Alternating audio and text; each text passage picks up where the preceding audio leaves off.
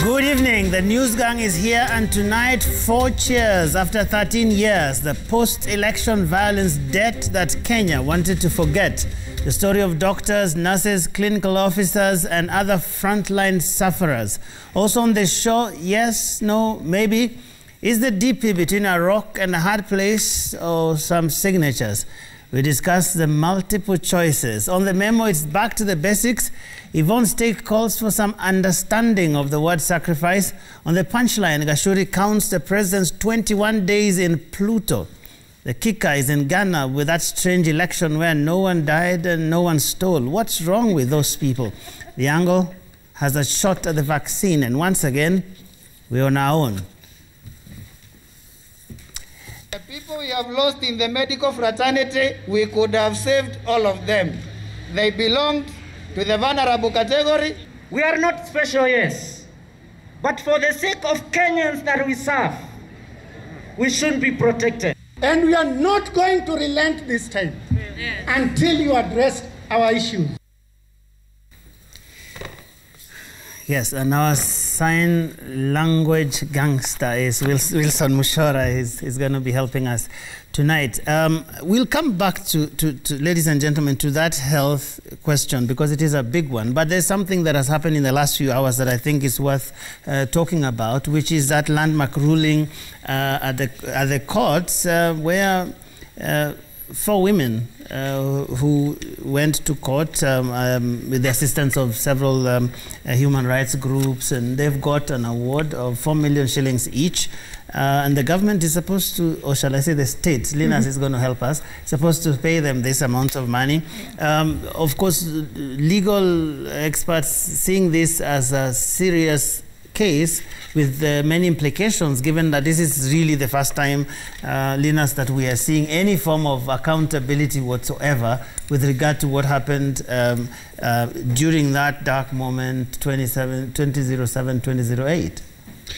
It is a door opener, Joe. This is something that will lead to a series of similar cases coming up in court, because for the first time, the courts have demonstrated that they are going to be an option to victims of political violence. Because if you look at the history of our country, political violence has rarely been punished. The 2007 election, 2007-2008 post-election violence, for example, led to a series of activities that did not produce much. Let us remember, for example, the Commission of Inquiry into Post-Election Violence led by Justice Philip Waki, PEV. And then there was the IREC, Independent Review Committee by Justice Kriegler. In both reports, sexual violence has been highlighted. In the Waki report, for example, a whole chapter was dedicated to cases of sexual violence against people who have either been displaced from their homes or attacked in their homes. Now, in that chapter, Kriegler captures what really transpired, and he talks about attacks by organized gangs, attacks by security forces, attacks by people who the victims consider to be neighbors or people who can help them. And many of them have gone all these years without answers, without access to justice. And I think the ruling by Justice Korir today is really an eye-opener, is a door opener, as I say, because it will open the floodgates for similar cases to end up in court. And there are a lot of victims, without forgetting what we saw recently at the DCI headquarters. Those were real victims. They have stories to tell. I know the event was controversial, but when you look at their stories, these are people who could end up in court with similar pleas before judges and an outcome that may look like this. And Yvonne, it puts some screeching brakes on our national amnesia, because we're almost beginning to behave as if this really never quite happened. Yeah, and just to clarify, there were a few petitioners. There were 5 female and 2 male. who were victims of gender-based violence. And of course, there were those 4 organizations, the Coalition of Violence Against Women, Independent Medical Legal Unit, ICJ Kenya, and an organization called Physicians for Human Rights. Now, some of the things that they had asked for in their prayers to the court was that a database of all victims of SGBV committed during post-election violence are given medical and psychosocial care, as well as legal and social services. And they also wanted, of course, the identities and the evidence that was given to be sealed by the courts, and they had sought punitive damages for failure by government to provide emergency medical services. And what I found interesting was in Judge Korir's findings, and his judgment was that the failure to conduct independent and effective investigations was a violation of the positive obligation of the Kenyan state. And then also went on to say that the right to life, the prohibition of torture, amongst others, the right to security, and the right to remedy were violated in relation to at least 4 of the petitioners. Because remember, some of them were sexually assaulted by police officers, and I think 2 others were assaulted by general citizens, right? Yeah. And so for me, this is an interesting thing. As to whether or not payment will be made, we know the government is notorious in not making payment where they have been required to do so by the courts as compensation, but it really does set for me, the ruling that, or the precedence that government needs to be responsible for many of the acts of omission and of commission by state actors during that time. And hopefully, is a cautionary tale, because we've been hearing quite some noises and allegations that concern us ahead of 2022. But also talking about sexual violence, which a lot of times when you talk about conflicts and all of this, many people do not regard that as a serious issue. And yet it is a tool. And yet it's a tool that is used, a tool in conflict. In fact, at the time, Joe, at the time of this incident, you look at the Waki report and it quotes the then police commissioner, that is Hussein Ali. When asked about cases of sexual violence, he said, "We will determine whether those crimes are fit and whether people are arrested and charged." Such was the casual approach by the official authorities at the time to questions of sexual violence. Jamila. Yeah, and Joe, if you look at least about 900 people are said to have suffered sexual or gender-based violence during that period, 2007-2008 post-election violence. And here we are talking about 8 who went to court and only 4 who've gotten compensation, 16 million, and each is going to get 4 million shillings. I think we need to look at the reality that victims experience, the challenges they experience when they're going to report such cases. There's a fear of actually going to report.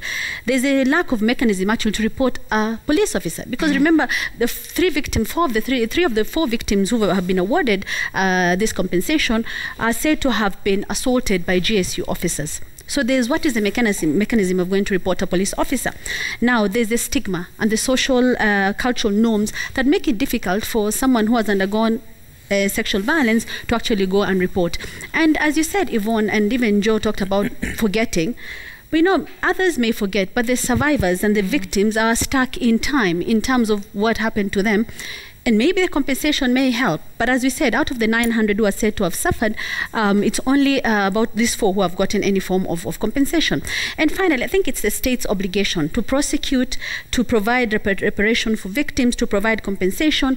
And then sometimes this does not happen because of failure to have political commitment, to have this seen through to the end, to prosecution, and ultimately what we are seeing as compensation. And Francis, you I think because you're going to have the last word on this before we take a break, in one of the things that I think even Yvonne's guest earlier on in the evening, Christina Lai, talked about, this idea that we haven't done enough to deter people from even thinking about doing the sort of things that happen. Because from the Waki report that Linus referred to, all the way to the IREC, Justice Johan Kriegler's report, all the way to the national accord, and you know, the sort of timetable that we put, and the different aspects that we were supposed to look at, whether they were the short-term things and all of those things, ceasing the violence, and then came the issues of resettling people. Then we went to all these things that we're calling Agenda 4 and all of these things that we're still grappling with now. One gets the sense that we haven't quite done enough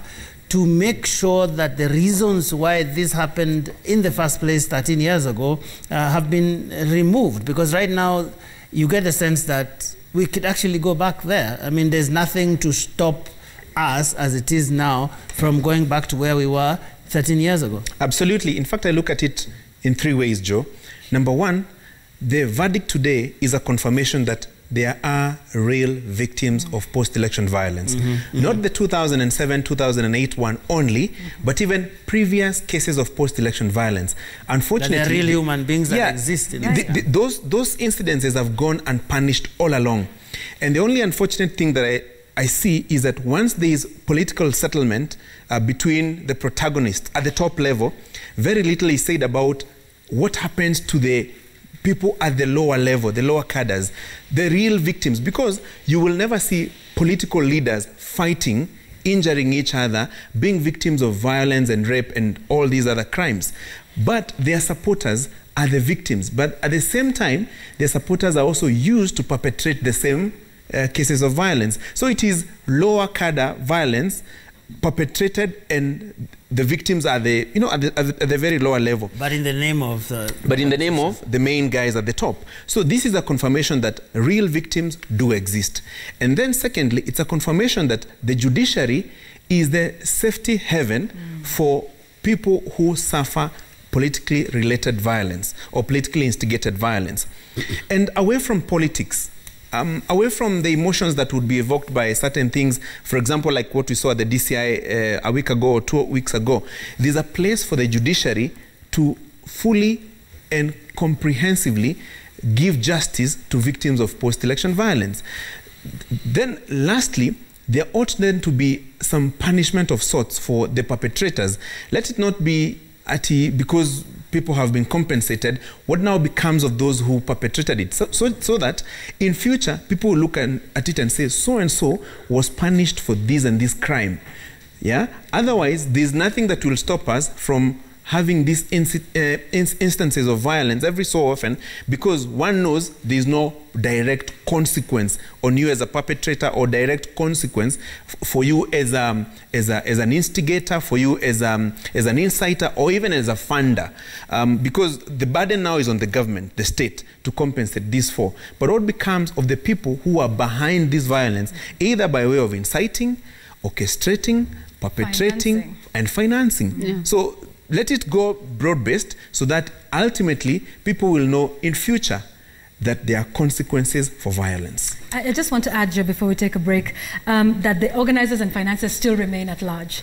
That it took 13 years to get this judgment is also something that, you know, we need to work on a little bit better. I mean, you know, victims die in the course of waiting for, you know, justice to be done. And I'm really glad, you know, even going to court is an expensive exercise. Luckily, you know, they were funded by all of these organizations, but I'm really glad that the costs of the suit were awarded to some of the respondents, but that it shouldn't have had to take 13 years for justice to have been served in this case. We need to do better. All right. I think that's a good place to end that. Obviously, this is a debate, conversation that I think ought to continue happening in the country, because we are going back into another potentially hotly contested referendum, election, and all of these things, and it just could happen again. So we'll take a short break. News Gang will be back in just a few moments.